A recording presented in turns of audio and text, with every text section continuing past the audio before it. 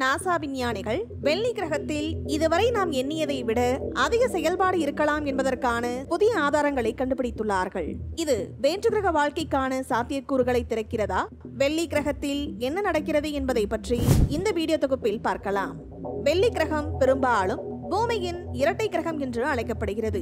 ஏனென்றால் இது அளவு மற்றும் அடர்த்தியில் நம் பூமிக்கு கிட்டத்தட்ட சமமானது.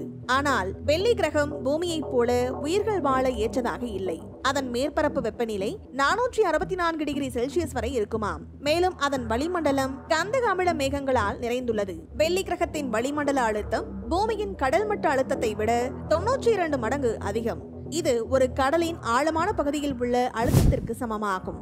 வெள்ளியின் வளிமண்டலம் பெரும்பாலும் கார்பன் டை ஆக்சைடால் நிறைந்துள்ளது. மேலும் அடர்ந்த சல்பியூரிக் அமில மேகங்கள் அமில மழையை பொழிகின்றன.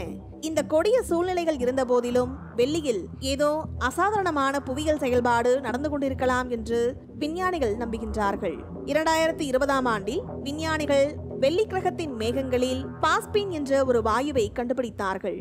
பூமியில் பாஸ்பீன் வாயு என்பது பெரும்பாலும் ஆக்சிஜன் இல்லாத சூழல்களில் வாழும் நுண்ணுயிரிகளால் உற்பத்தி செய்யப்படுகிறது. இது வேற்று கிரக வாழ்க்கையின் சாத்தியமான பயோ சிக்னேச்சர் அல்லது உயிரியல் அடையாளமாக கருதப்பட்டது.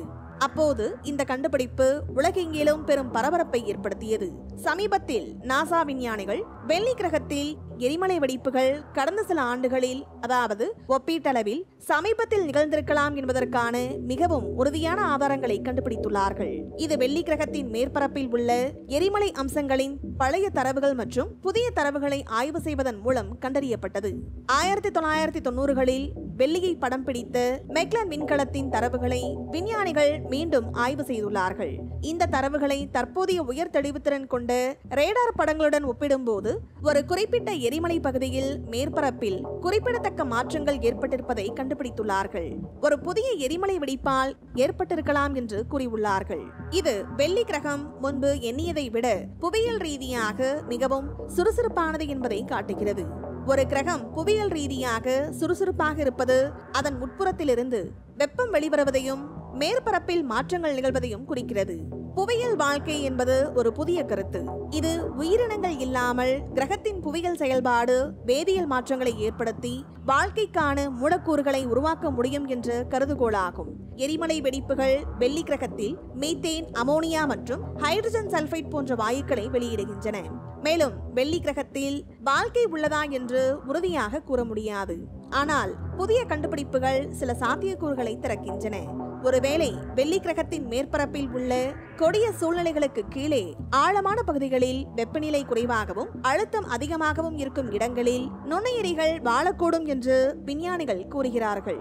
நாசா மற்றும் பிற விண்வெளி மையங்கள் வெள்ளி கிரகத்தை ஆய்வு செய்ய புதிய திட்டங்களை வகுத்து வருகின்றன.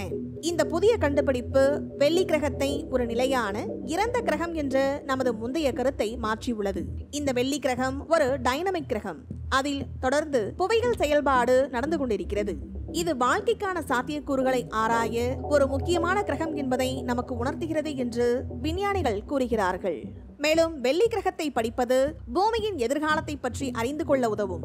ஒருவேளை வெள்ளி கிரகத்தில் வாழ்க்கை கண்டுபிடிக்கப்பட்டால் அது பிரபஞ்சத்தில் நாம் தனியாக இல்லை என்பதை நிரூபிக்கும். இது வேற்று கிரக வாழ்க்கை பற்றிய நமது பார்வையை மாற்றும். வெள்ளி, செவ்வாய் மற்றும் பிற கிரகங்களில் வாழ்க்கைக்கான தேடலை மேலும் தீவிரப்படுத்த இது உதவும் என்று விஞ்ஞானிகள் கூறியுள்ளார்கள். மேலும் இது போன்ற சுவாரஸ்யமான வீடியோக்களுக்கு எங்கள் சேனலை சப்ஸ்கிரைப் செய்யுங்கள். நன்றி.